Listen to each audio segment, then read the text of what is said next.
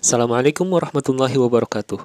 Ini adalah video yang kedua untuk materi yang keempat dengan pokok bahasan kekayaan intelektual.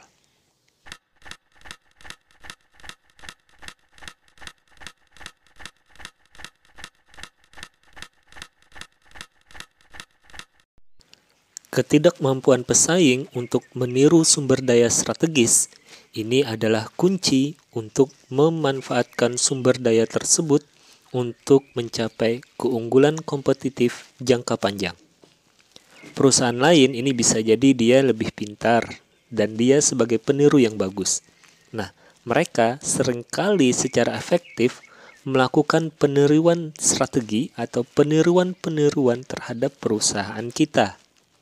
Tetapi, sumber daya yang melibatkan kekayaan intelektual ini bakal mengurangi atau bahkan menghilangkan resiko kita ditiru.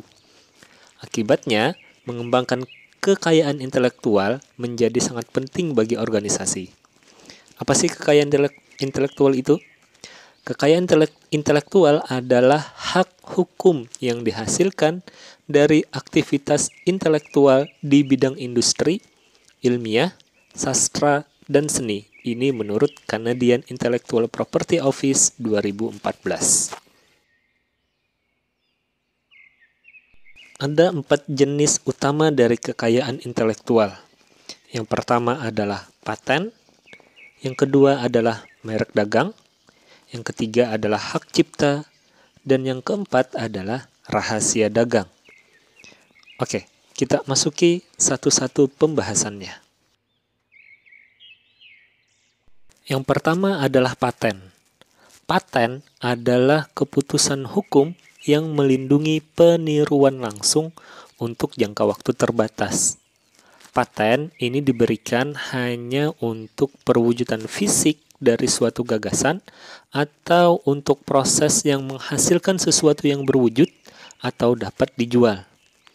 Nah, mematenkan invensi atau penemuan ini penting karena paten dapat melindungi dan menghasilkan keuntungan yang sangat besar. Contohnya dari segi obat misalnya. Ada obat generik, ada obat yang paten. Nah, obat generik ini dia resepnya sudah diketahui. Biasanya harganya murah. Kemudian ada lagi obat yang paten, yang patennya. Obat yang paten ini adalah obat yang resepnya ini masih dilindungi hak patennya.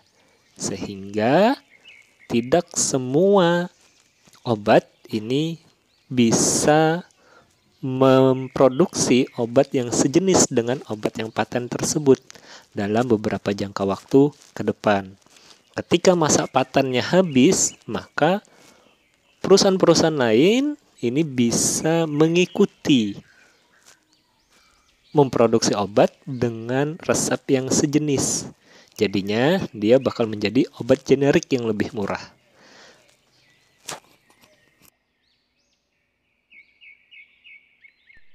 Merek dagang. Merek dagang ini penting karena dia bakal membantu organisasi untuk menonjolkan diri dan membangun identitas di pasar. Beberapa merek dagang yang sangat ikonik, misalnya seperti lengkungan emasnya McDonald, kemudian tanda centangnya Nike, kemudian lambang krowaknya Apple untuk produk-produk Apple, lambang Coca-Cola dan yang lainnya. Dan itu semua adalah merek dagang. Nah, merek dagang yang lain ini merek dagang ini membantu perusahaan yang sedang naik daun membuat ceruk unik untuk diri mereka sendiri. Misalnya nih, ada desainer sepatu Perancis, Christian Louboutin, ini dengan merek dagang sol sepatunya itu khas dengan warna merah. Warna pilihan dari desainernya. Karena sepatu ini dijual dengan ratusan dolar di pengecer kelas atas, pesaing ini ingin meniru tampilannya. Sehingga banyak juga produk-produk dengan sol sepatu yang berwarna merah. Kemudian lagi, pentingnya merek dagang, seperti merek dagangnya Coca-Cola, warna merahnya Coca-Cola itu harus dijaga oleh Coca-Cola, biar warnanya tetap seperti itu. Sehingga jika ada tuh botol-botol ataupun produk-produk mereka yang warna stikernya tidak sesuai dengan warna merah yang sudah ditentukan, maka stiker tersebut tidak digunakan. Kenapa? Karena pentingnya menjaga merek dagang.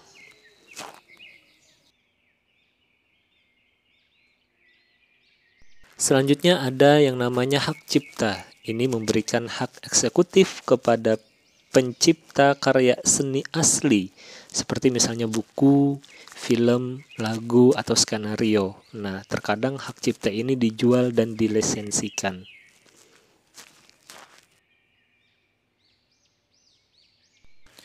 Yang selanjutnya adalah rahasia dagang. Nah, secara umum, informasi yang memberikan keunggulan bisnis dibandingkan pesaing dan tunduk pada upaya yang wajar untuk menjaga kerahasiaannya. Nah, rahasia dagang ini dapat berupa formula, praktik, desain, pola, kompilasi data, perangkat atau instrumen atau proses dan yang lain-lain. Terkadang yang namanya rahasia dagang ini dapat dilindungi secara kontrak melalui konsep dan undang-undang hukum tertentu. Rahasia dagang ini mencakup berbagai macam barang yang terkandung atau terdapat di dalamnya, tetapi tidak terbatas pada rumus, pola, rencana, kompilasi, program komputer, metode, teknik, proses, produk, alat, atau mekanisme. Itu mungkin informasi dalam berbentuk apapun, seperti misalnya ide yang bersifat ilmiah atau yang bersifat sastra, bisa juga. Nah, rahasia dagang ini memberikan keuntungan ekonomis bagi bisnis dan meningkatkan nilainya. Selain itu, harus ada beberapa elemen kerahasiaan di dalamnya. Masalah pengetahuan publik atau pengetahuan umum dalam industri ini tidak dapat menjadi rahasia dagang. Ada beberapa contoh rahasia dagang yang bisa kita jadikan contoh yang baik. Salah satu contoh yang terkenal adalah campuran rahasia 11 bumbu dan rempah-rempah yang digunakan dalam resep ayam KFC. Nah, KFC ini melindungi rahasia ini dengan meminta banyak pemasok dan masing-masing memproduksi sebagian saja dari campuran rempah-rempah bumbu mereka. Sehingga tidak ada pemasok yang tahu resep lengkapnya apa, karena terpisah-pisah dan jumlahnya juga tidak beraturan. Nah, sama halnya kayak campuran rasa Coca-Cola yang juga diselimuti misteri. Pada tahun 2006, Pepsi ini didekati oleh orang-orang yang curang yang menawarkan kesempatan untuk membeli salinan resep rahasia Coca-Cola yang telah dicuri. Tapi Pepsi dengan bijak menolak. Kemudian banyak lagi rahasia-rahasia dagang yang bisa kita jadikan contoh bagaimana pentingnya mereka melindungi rahasia ini untuk kesuksesan bisnisnya. Oke, ringkasnya, kekayaan intelektual ini dapat berfungsi sebagai sumber daya strategis bagi perusahaan atau organisasi. Sementara beberapa sumber kekayaan intelektual seperti paten, merek dagang, dan hak cipta dapat menerima perlindungan hukum khusus. Rahasia dagang ini memberikan keunggulan kompetitif dengan tetap tersembunyi dari pesaing. Jika hal tersebut dirahasiakan, maka akan meningkatkan keunggulan kompetitif perusahaan. Sampai di sini dulu materi kedua. Jika video ini bermanfaat silahkan di-share, like, dan jangan lupa subscribe channelnya.